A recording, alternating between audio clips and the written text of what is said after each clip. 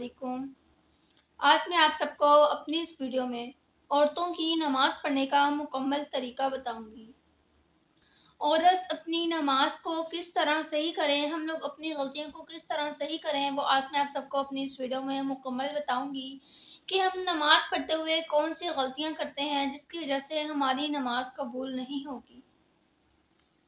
तो वीडियो को शुरू करने से पहले मेरे अपने चैनल पर तमाम नए आने वाले व्यूअर्स से गुजारिश है कि मेरे चैनल को सब्सक्राइब कर लें, बेल आइकन को प्रेस कर लें ताकि मेरी हर नई आने वाली वीडियो सबसे पहले आप तक बआसानी पहुंच सके। औरतों की नमाज का मुकम्मल तरीका क्या है कि जब नमाज शुरू करने से पहले हम लोग अच्छी तरह देख लें कि चेहरे, हाथ और पाँव के अलावा पूरा जिस्म कपड़े से छुपा हुआ हो। कलाई, कान और सर के बालों का छुपना भी जरूरी है। बड़ी चादर या ऐसा बड़ा दुपट्टा इस्तेमाल करें जो मोटा हो और उससे आर पार नजर ना आता हो ताकि बाल नीचे लटकते नजर ना आए। खवातीन के लिए कमरे में नमाज पढ़ना सहन में नमाज पढ़ने से अफजल है और कमरे के अंदर छोटी कोठरी में नमाज पढ़ना कमरे में नमाज पढ़ने से अफजल है। 2 रकत नमाज पढ़ने का मुकम्मल तरीका। नमाज पढ़ने के लिए किबला रुख खड़ी हों और दोनों पाँव के दरमियान 4 उंगली का फासला रहे। अल्लाहु अकबर कहते हुए दुपट्टे के अंदर से ही हाथ कंधों तक उठा लें। हाथ सीने पर इस तरह बांधें कि सीधे हाथ की हथेली उल्टे हाथ की पुश्त पर दुपट्टे के अंदर रखें। निगाह सजदे की जगह पर रखें।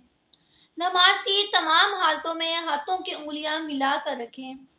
सुबहानक अल्लाहुम्मा आखिर तक पढ़े यानी कि सना सुबहानक अल्लाहुम्मा व बिहम्दिका व तबारक अस्मुका व तआला जद्दुका व ला इलाहा गैरुक यानी कि सना को मुकम्मल पढ़े। इसके बाद आउज़ बिल्लाह यानी कि ताउज़ और तस्मिया बिस्मिल्लाह पढ़कर अल्हम्दुलिल्लाहि रब्बिल आलमीन यानी कि सूरत फातिहा को भी मुकम्मल पढ़ें, आखिर तक पढ़ें। इसके बाद कोई छोटी सी सूरत जो आप सबको आती हो उसको अपनी सूरत के साथ मिला लें। अल्लाहु अकबर कहते हुए रुकू में जाएं और कम से कम 3 मरतबा सुबहान रब्बियल अजीम कहें।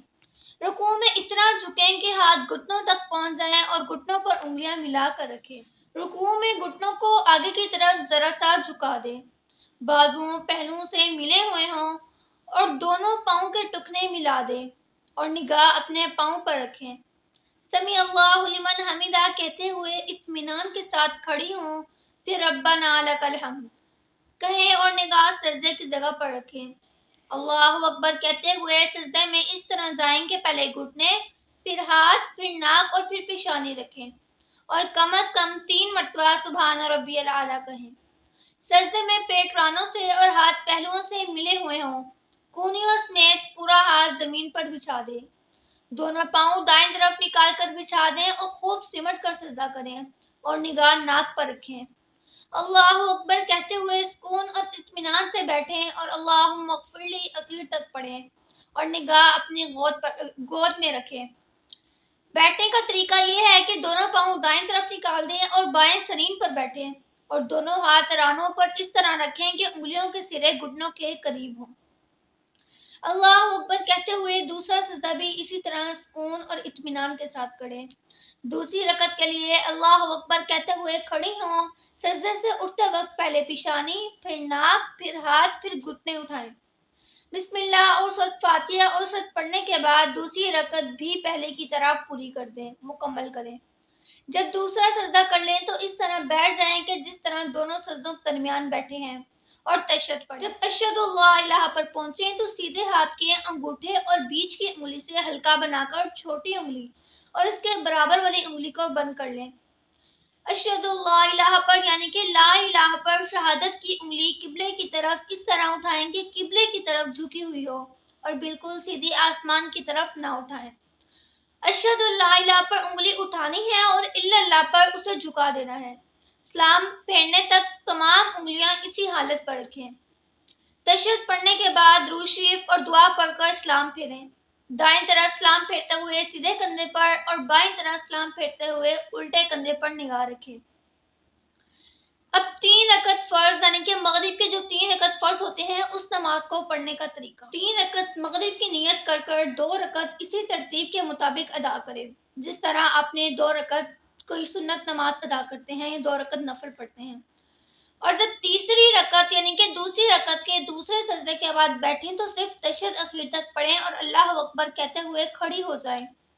तीसरी रकत में बिस्मिल्लाह और सूरत फातिहा पढ़ें, कोई और सूरत ना मिलाएं। यानी कि हमने 2 रकत उसी तरह नमाज पढ़ी है जिस तरह हम 2 रकत सुन्नत पढ़ते हैं या 2 रकत नफल पढ़ते हैं।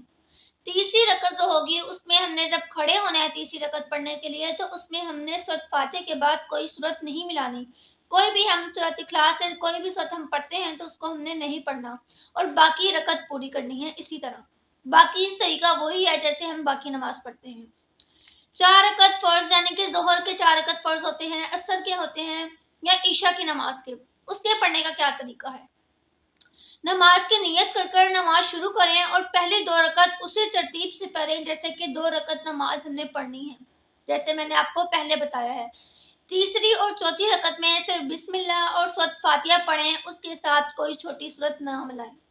यानी कि अगर फर्ज नमाज होगी उसकी तीसरी और चौथी रकत में हमने सूरत फातिहा के बाद कोई सूरत नहीं मिलानी। वो मगरिब की नमाज है, वो ईशा की नमाज है या वो जोहर की नमाज है, सिर्फ पहली 2 रकतों में हम सूरत फातिहा के बाद कोई सूरत मिलाएंगे, जबकि तीसरी और चौथी रकत में फर्ज की तीसरी और चौथी रकत में हम सूरत फातिहा के बाद कोई सूरत नहीं मिलाएंगे और इसी तरह अपनी नमाज को मुकम्मल कर लें। ये है औरतों की नमाज पढ़ने का मुकम्मल सही तरीका। तो उम्मीद है आप सबको मेरी बात अच्छी तरह समझ में आ गई होगी जो मैंने औरतों की नमाज का तरीका बताया है। अगर फिर भी किसी को नहीं समझ आया, कहीं से कोई गलती हो गई है, कुछ नहीं समझ आया, तो वो कमेंट सेक्शन में आके मुझसे पूछ सकता है, मैं उसके सवाल का ज़रूर जवाब दूंगी। तो आखिर में मेरी अल्लाह रब्बुल इज़्ज़त से दुआ है कि अल्लाह रब्बुल इज़्ज़त हमें 5 वक्त की खुशो खुदू से नमाज पढ़ने की तौफीक अता फरमाए। आमीन।